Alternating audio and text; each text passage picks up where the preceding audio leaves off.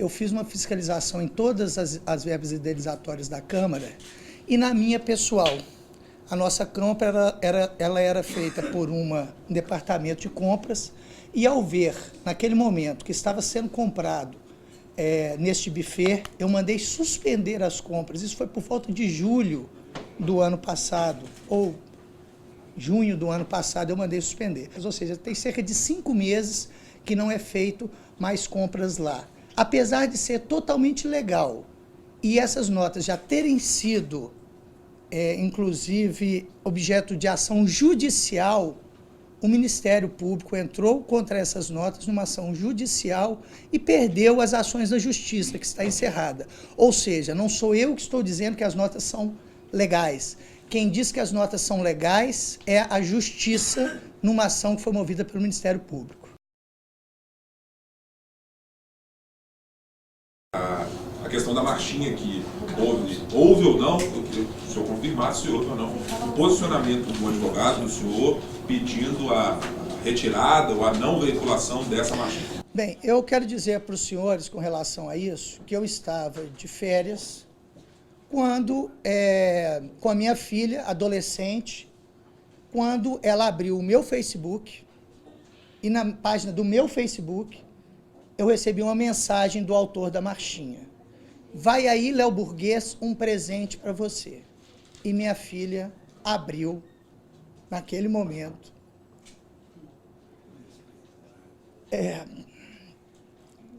a marchinha.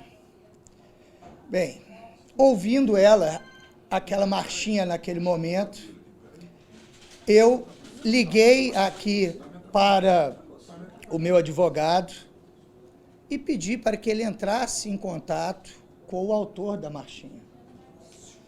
Ele entrou em contato com o autor da marchinha, como o próprio autor disse no seu Facebook, de maneira cordial, diferentemente do que ele entrou no meu Facebook, me achacando, né, fazendo uma gozação comigo, e falou com ele que isso poderia gerar um processo a ele. Qualquer cidadão no Estado Democrático de Direito pode se sentir ofendido, se sentir que foi lesado em coisas tipificadas do nosso Código Penal como crime, pode entrar com uma ação judicial. Então, ele comentou isso com o autor da marchinha, e o autor da marchinha retirou a marchinha, é uma marchinha pesada, é uma marchinha que fala coisas como ladrão. Como pode falar de ladrão se a pessoa nunca teve uma condenação? Nunca tive uma conta minha rejeitada. Se eu não tive nenhuma sanção, nada, como pode falar isso? Falar pederasta? Pederasta é um homem que se relaciona com criança. É uma marchinha pesada, no qual o adolescente chega aos braços do pai, aos prantos, falando que viu aquilo no Facebook do pai. Porque ele mandou aquilo para o meu Facebook. Foi assim que eu tive conhecimento dela. Com a minha filha, dentro de um quarto de hotel, falando que viu aquilo. Foi o momento que eu tive.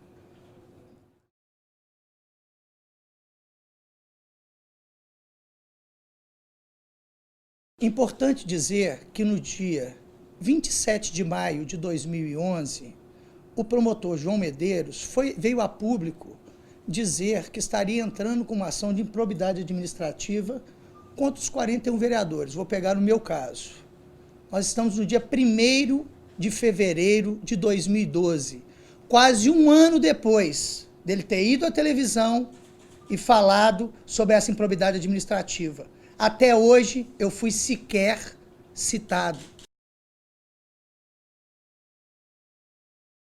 Bem, o conteúdo da nota diz que eu estarei indo essa semana ao presidente do Tribunal de Justiça, o Tribunal de Contas, para que ele audite, primeiramente ao Tribunal de Contas, para que ele audite todas as minhas notas enquanto vereador e todas as contas minhas enquanto presidente o mais rápido possível.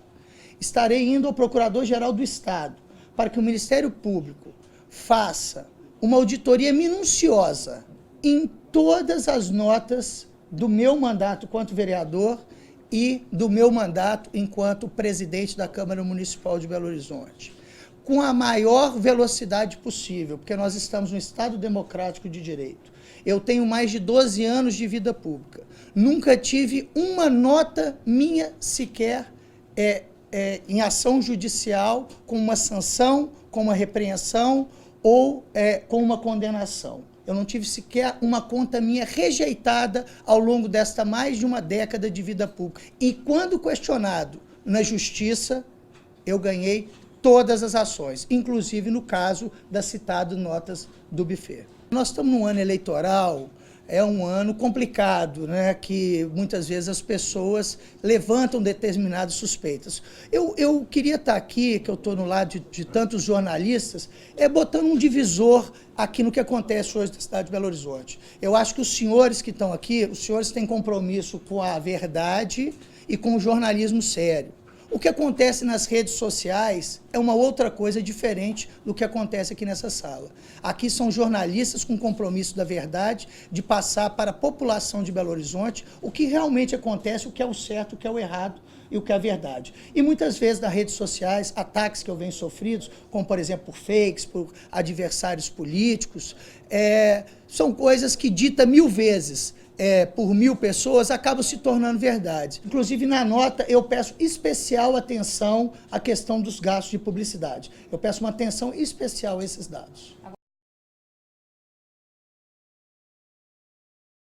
Com os senhores, agora, nessa oportunidade que eu estou tendo, contando a história do reajuste salarial de Belo Horizonte para a população de Belo Horizonte. Eu acho que isso seria uma ótima maneira. Em 2010, no final de 2010, os deputados federais tiveram um reajuste de 61,8%. Por quê? Porque eles tentaram, buscando a equidade dos poderes, se igualarem ao Poder Judiciário, no caso, os ministros do Supremo. Então, tiveram esse aumento. O Executivo não tem, devido ao fato do grande número de servidores, eles não teriam caixa para poder fazer isso. Então, os deputados federais tiveram esse aumento de 75%. Logo em seguida, no mês de janeiro, os deputados estaduais, que são vinculados até 75% dos deputados estaduais, tiveram também o seu reajuste de 61,8%. Bem, em fevereiro, e vários dos senhores, principalmente da imprensa escrita, estiveram aqui comigo, quiseram saber a posição da Câmara Municipal sobre uma lei municipal que me obrigava a dar o mesmo reajuste de 61,8% para os vereadores de Belo Horizonte em março de 2011. Bem, eu, enquanto ordenador de justiça, não cabe a mim questionar uma lei.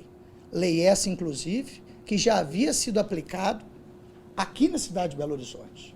Cabia a mim, só para completar, cabia a mim simplesmente executar esta lei. Eu, como ordenador de despesa, inclusive eu poderia estar sendo questionado por improbidade administrativa por não estar executando essa lei. Eu tinha um entendimento e tenho um entendimento que essa lei era inconstitucional. Só que não cabe a mim, cabe à justiça dizer, como no mesmo caso das notas, não cabe a mim dizer se a justiça já disse que elas são legais. Então cabia a mim, cabia à justiça dizer se ela era inconstitucional ou não. Eu tinha que aplicar a lei. Eu não apliquei a lei do aumento.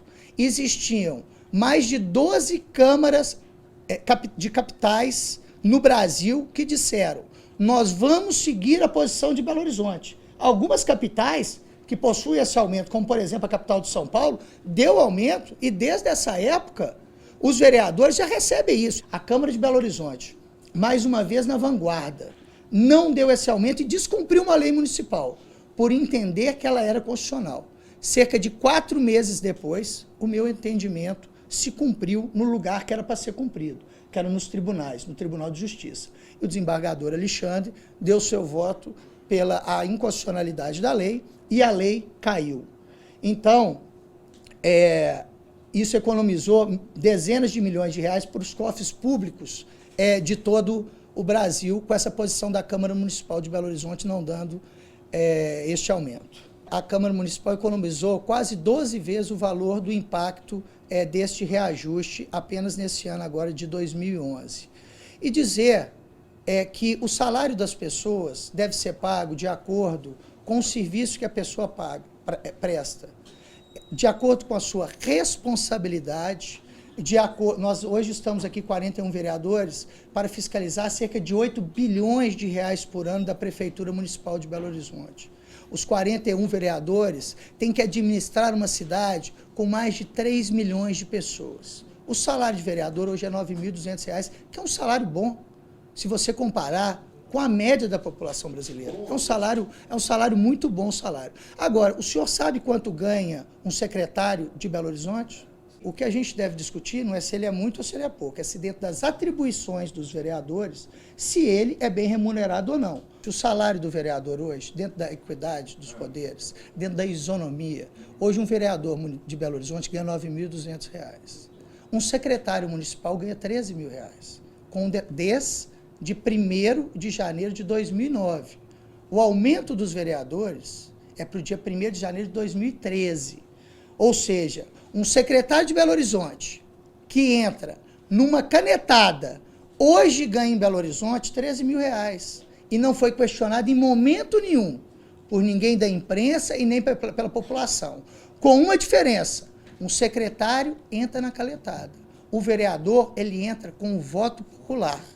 São todos vocês que estão aqui, o cidadão que está nos assistindo e nos ouvindo, é que vota no vereador. Hoje um secretário adjunto, não é nem um secretário municipal, ele ganha R$ 11.500, um secretário adjunto de Belo Horizonte. Eu acho que o governo ele tem liberdade de fazer o que ele quiser.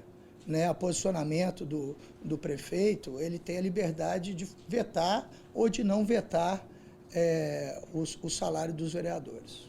Cada vereador tem o seu entendimento individual. E o do senhor qual é? O meu, vou seguir a orientação partidária. Nós vamos reunir o PSDB para decidir o posicionamento do meu partido e eu vou seguir o que o PSDB determinar a ser seguido. Nós vamos consultar o presidente estadual, municipal, os vereadores, também lideranças do partido. Então, é uma decisão que a gente vai tomar, uma decisão partidária.